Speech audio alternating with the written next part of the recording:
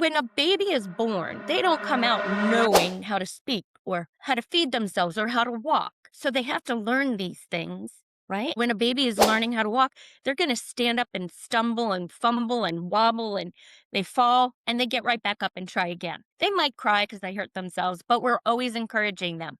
Get right back up. You can do this. We don't say, this baby's never going to walk. Walking is not this This challenge. episode is sponsored by AI, your superpower. If your business feels stuck or overwhelmed, the answer isn't working harder. It is working smarter with AI. Take our free personalized assessment, the AI Opportunity Finder, and discover exactly how AI can save you time, boost profits, and simplify your operations. Plus, get our exclusive AI toolkit to help you start fast. Visit start.aiyoursuperpower.com to find your best AI opportunities and book your free discovery call. Hello, and welcome back to Happiness by Habit, the show where we explore the tiny shifts and daily habits that create a life we love. This season, we are spotlighting habits that empower families, educators, and change makers to build a joyful, resilient life, starting young. Today's guest is someone whose work has not only inspired teachers and parents nationwide, but also created a language that children themselves can carry into adulthood. I'm talking about Nicole Reap, early childhood growth mindset expert, award-winning author, and the heart behind the Jet Set. Nicole is here with us, and she teaches parents and educators how to help kids build confidence, bounce back from mistakes, and learn that growth is not just possible, it is expected. If you ever wonder what to say when a child says, I can't, or how to build persistence without pressure, this conversation is for you. Nicole, welcome to Happiness by Habit. Hi, Silvana, and thank you for having me. Wonderful. It's a privilege to be here, and I love talking about this stuff, so it's my pleasure. I'm so happy to have you here today. Nicole, let's start with your journey. What inspired your passion for early childhood education and growth mindset? Well, I got my degree in elementary education, but when I graduated college, I went right into business. I was in business for many years, and then my life started shifting, and I realized that wasn't my jam. It wasn't where my heart was. Where my heart was teaching adults, teaching children, and so I wanted to get back into the classroom. Got my preschool job. I've been teaching for over 12 years. And I also realized that after my divorce, that I needed to do some things that made me happy, that fulfilled me. And writing books was one of those things. And I started writing books about things that I wanted to learn about, to share. Money Skills for Teens was my first book.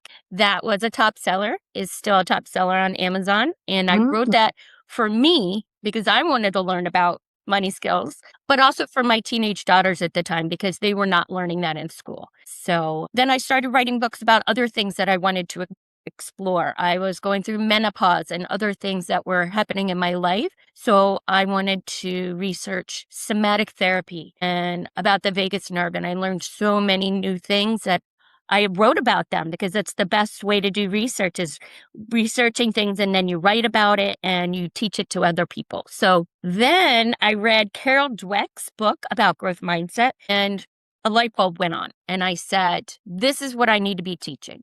This is what I need to be teaching my children, the children in my classroom, the parents of the children in my classroom, other teachers about how important growth mindset is. So that's where I am now. I've started to write a series called The Yet Set. It's all about that word yet, and it's going to be a series. So the characters in the book are going to go through different things and challenges, and they're going to support each other and learn how to help each other grow. So, Wow, let's talk a little bit more about the Jet Set and the other books you write. Who do you write for? And what is your why? What motivates you and inspires you? First of all, I write for me so that I can learn about things. Second of all, I write for people who might be out there that want to learn about these things too. So I come from the place of, I want to learn about something. So let's give that information to other people. Let's solve other people's pain points. I didn't have a lot of money skills when I was going through my divorce. So that's why I wrote that book. Then I wanted to learn about different kind of holistic things. So that's when I started researching somatic therapy and vagus nerve and now growth mindset. And so I'm trying to spread the word about growth mindset and how it's important to teach that very young, as soon as we can, as soon as kids start learning and listening. The growth mindset is so important. Absolutely. As a parent, I appreciate that because definitely is a very good book to inspire and to help parents through the transition of parenthood, which is not easy, not an easy task. What would you like your audience to take away from your books? What is the lesson learned? Well, we're all learning and we're all still growing. No matter how old you are, how young you are, wherever you are in life, you can still change and you can still learn and you can still grow. And that's basically my intent in the book series that I'm writing. In any book I do, is to help people realize we're all still learning together. We're all still growing. That's how we learn things, is making mistakes and learning from it and going forward. I love that. Absolutely. What and one of the things you talk about is what to do when kids says I can't do it, and that might be a really important Yes. thing to know how to answer to that question. What would you say, or to that statement? What language helps them move forward when a child says something like that? Well, when a child says, I can't, I try to reframe it. If Mhm. somebody in my classroom says, I can't, I say, well, you can't yet. You haven't been Well, taught the skills to do what you want to do yet. yes. Let me tell you a little story, and hopefully this will bring it full circle. So, when a baby is born, they don't come out knowing how to speak or how to feed themselves or how to walk. So, they have to learn these things, right? And we have to teach them. So, when a baby is learning how to walk, they're going to stand up and stumble and fumble and wobble and they fall and they get right back up and try again, right? They might cry because they hurt themselves, but we're always encouraging them. Get right back up. You can do this. We don't say, this baby's never going to walk. Baby is just, it's walking is not this child, right? Right. No, we encourage it. We say, you can do it. So that's what we need to do throughout a child's life is you might not be able to do it yet, but let's figure it out together. Let's get the tools you need to do whatever it is you want to do. That very So if a kid powerful.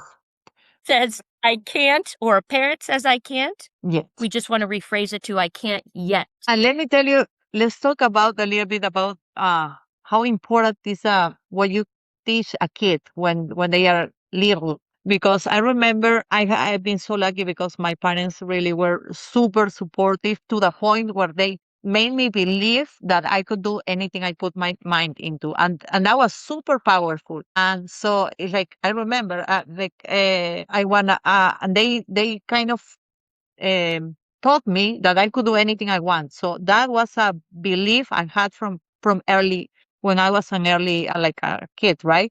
So now I believe it, and then things happen because you have that mindset. And the truth is that when you think, if you think you can or cannot do something, you're probably right. And so I wanna touch on the importance of feeding the right thoughts and message to the kids because when they are little, they don't know any. I mean, a lot of times whatever we tell them they believe, so we Yeah. might as well tell them good things that make them better. So let's talk a little bit about that positive reinforcement and things that we can do for our kids. Well, the first tip or strategy I would use or tell a parent or a teacher to use is that we praise the effort that the child is making, not the Mm. result. Oh yeah. So let's say your child is making So they're making a picture and they're drawing something. And instead of saying, that's a beautiful picture, you can say, I love how hard you're working. Can you tell me about your picture? So it's about the effort, not about the result. Again, using the word yet through everything that we're learning and doing is very important. Another tip is modeling from our own mistakes. So I'll give you an example of something that might happen in my classroom. Um, I might have a cup of water walking to a table and I spill it. So I'll say to the kiddos, hey, look what I did. Miss Nicole just made a mistake. I spilled my water. What can I do? Should I cry or should I go get a paper towel and wipe it up? You'll say, go get a paper towel and wipe it up. Okay, well, what can I learn from that? Did I fill my cup up too high? Was there too much water in there? Did I trip over something? Was I walking too fast? What are the things that happened to make me spill this water? So modeling a mistake and showing that there could be some solution to it is very important in early childhood because we all make mistakes. We're not perfect. And it's very important not to use that self-negative language, that self-negative talk, like, oh, I'm so stupid. Oh, I'll never be good at this. Oh, I'm so clumsy. Because the children hear us saying those things and they're going to Oh learn my, it, and they're going to yes. say it about themselves. Wow. Because they don't do what we tell them. They do what they see we do, right? It's very, and I hear a lot of people, Absolutely. oh, I made a mistake. Oh, I'm so, s- I hear bad words like I'm so stupid. Oh, stupid. I'm Or so sometimes silly. they'll So, say, yes, clumsy. I'm like, you are not. You're not. It was an accident and this happened, but this doesn't define who you are. It was just no. an incident. So yeah, definitely. Oh my God, I love that. Very powerful. Okay, let's talk about Nicole. Let's talk about a piece of advice we can give to parents or educators who might feel overwhelmed and they wanna learn like what could be a good advice that they can incorporate today to not feel overwhelmed in educating their kids. Well, that is a loaded topic. I see it every day. The lack of how to regulate yourself in early childhood is a huge problem today. Children don't know how to express their feelings in language yet, right? So they're feeling these big feelings and they might have a temper tantrum or they shut down or they just start crying or yelling. I see it all the time, not just in my classroom. I see it in a store or wherever, out in public. So my advice is to, first of all, take a deep breath before you even deal with anything that's happening that's overwhelming and model to the child, okay, this is frustrating.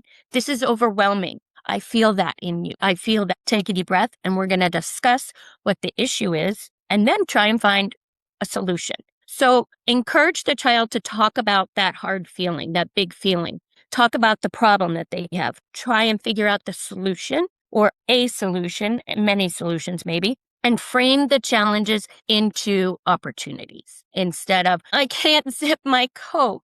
Well, I would reframe it and say, well, you can't zip your coat yet, but we're going to keep trying and you're going to learn eventually. Your fine motor skills aren't that strong yet. Your fingers need a little bit more work and time, and then you will be able to zip your coat just like the other kids will. So there's Wow. so many little things, just little tweaks that we can make in our daily language and in modeling how to deregulate or dysregulate these huge emotions and regulate them, taking deep breaths, learning how to take on these challenges and make them learning opportunities. Oh my God, yes, I love that. Very powerful. Let's talk about another exciting topic. This second season of the podcast is based on AI as your superpower. You and I belong to an amazing group of sisters, women of AI, right? And that's Yes. how you and I met. And I would love for you to tell me a little bit about two questions. One, about the AI and the importance or the role of AI in your life currently as an educator or as a coach, but then also the importance of the community and about helping each other and the sisterhood that we have in the Women in AI group. Absolutely. And I feel it's a privilege to be in that women's group because everybody in the Women for AI business encourages each other, Mm, challenges each other. We have yeah. lifted each other up when we're not sure how to do something, when we're stuck. At the beginning, people are so overwhelmed with AI. I know I was, and it's Mm, changing every day. And so we have to stay on top of it. And if we want to keep growing and learning, we have to keep doing these things like challenging ourselves. AI might not come first nature to you. mm, It might be something that you think, I can't learn this. I'm too old, or that's for younger people. Well, no, it's AI has been helping me in my everyday things, and mhm. it helped me create my characters in my Yet Set book. And I have found working with the group in AI for business, I have learned so much about the technology that's coming out that's making life easier, but also challenging me because I have to learn these new techniques and strategies. And, there's so many different agents out there that it's hard to keep up with, right? It can feel overwhelming, but that's what our group is all about. And I love it, Silvana. I love how we encourage each other and just say, okay, yeah, we got a lot on our plate. Let's narrow it down. What do we need to do right now? What's important right now? Love it. I get a lot. I Absolutely. take away a lot from our meetings and our circle group. It's been awesome. It's That's been how I so met special. you. Yes, that's right. That's how we met, and that's why we are here. I can do any. I will be happy to do anything to support you and continue to develop your business. And I know you will do the same for me. So it's so cool. Such a beautiful sisterhood that we have here going on. Yeah. Let's talk about AI specifically now. What is the role that AI has played in your life and in your business? Well, I might get in a little bit of trouble here because I have some friends who are AI assist. They're a coach in Uh-huh. AI. So they told me, don't use AI as your coach. Use a real coach as your coach. But I want to say that I have used AI as a coach. I'm in the Pocket Marketer group. I'm also in the AI for Business group. I'm in a few different groups. I'm in a mastermind publishing group. And so we all learn from each other. We take little things about AI and Yes. plug it into where it will work in our life. So when I was writing my children's book, I hired an illustrator to bring my words to life. It didn't work out. She was a very talented illustrator. It just wasn't what I saw it to be. And so someone said, well, just create characters and see what chat can do, or a mid journey. And so that's what I did. And so I used mid journey and chat to create my characters and bring them to life. And so that was my first big project that I did using AI. They I would reflect your never. idea, your vision, your Yeah. what you. Oh, I love it. Yes, absolutely. It's so powerful. It is. And every day I use AI in some way. I use ChatGPT or Revin, Pocket Marketer. I just rely on it so heavily now. It's like a GPS. Once you learn how to use a GPS, I'm not pulling out a paper map again. Exactly. I don't blame you. Why should you if Yes. it's so good? I love it. I love it. Let's do a rapid fire round now, Nicole. Are you ready? I'm gonna ask you a question, Okay. and you tell me the first answer that comes to mind. Okay? Sure. Let's A go. phrase. Yeah, let's do it. A phrase you repeat to yourself on tough days. I can't do it yet. This isn't working yet. I haven't learned it yet. Perfect. Favorite children's book besides your own? So many. Richard Scarry's What Do People Do All Day? I loved that book when I was a kid, and I still have it in my library in my office. Perfect. One thing every It teaches classroom should. children sorry. Well, sorry, go ahead. The reason why I love the book is it teaches children, it shows Mhm. what people do when they leave their house every day. What does a construction worker do? How does the bread get to the grocery store? So it was a very exciting book for me because it taught me how things happen in the real world I love it. with cute little Very. characters. That's good. That sounds like a really interesting book for sure. One thing every classroom should have. Calm down corner. A calm down corner is where a child could go when they're feeling big emotions and where they can feel safe. It could be a calm down corner, a safe corner, whatever you want to call it, but a place where a child feels safe and that they can take their techniques that their teacher or their classroom has set up for them and learn how to calm down and then re-engage with the class again. That's a good I have idea. books in my corner about feelings. I have fidgets, little things to help them calm down, Hmm. sensory bottles so that children can calm themselves down and then come back into the group. Very important. What is your superpower? My superpower is that I love to teach. So if I know a subject, it doesn't matter if you're an adult or a child, I would love to teach and give you what I have learned about that subject. I gotta say, Nicole, I have never met a educator or a teacher so passionate about what they do as you. Really, it's been a while. So kudos to you. That's very special. Thank you. Yeah. I won't say it's easy all the time because there Oh, are I'm so many sure it's not. challenges in the classroom. And thank goodness I work for a very good school that supports me. And I have great assistant teachers. And the parents are so supportive too. It's a challenge, and it does take a village to help raise a child. Oh, yeah, totally. Okay, what is your favorite AI tool? That's a tough one. Because, I mean, I'm exploring Revan right now, and I love Okay. it because I can make music with it, I can morph myself. I love Pocket Marketer because it's helping me do copywriting and prompting, but I feel that I just love my ChatGPT because that's I feel like I grew up on it, and that's the tool I use most, so I'll Uh-huh. say that. Perfect, perfect. Very good. Thank you so much, Nicole. It's been such a pleasure to learn Thank you, about the your pleasure's story mine. and to learn about all the things that you taught us. I mean, really special. Thank you for your insights and your jet magic that you shared with us today. And you gave Thank us you for so having many me. practical tools. That was really good. Of course, it was our pleasure. And for our listeners, go check out the Jet Set, browse Nicole's book on Amazon, and visit thejetset.com to bring her workshops, resources into your home or the school. Yes. There there is an area on my website, theetset.com, where you can get free resources to use in your home or your classroom. Coloring sheets, phrases you can use. You can put it up on your refrigerator so you have little reminders of what language to use at home or in your classroom. Awesome, awesome. Well, thank you so much again, Nicole. It was a pleasure. I'm your host, Silvana Pimentel, and this is Happiness by Habit. Until next time, keep growing, keep believing, and always say yes. Bye bye.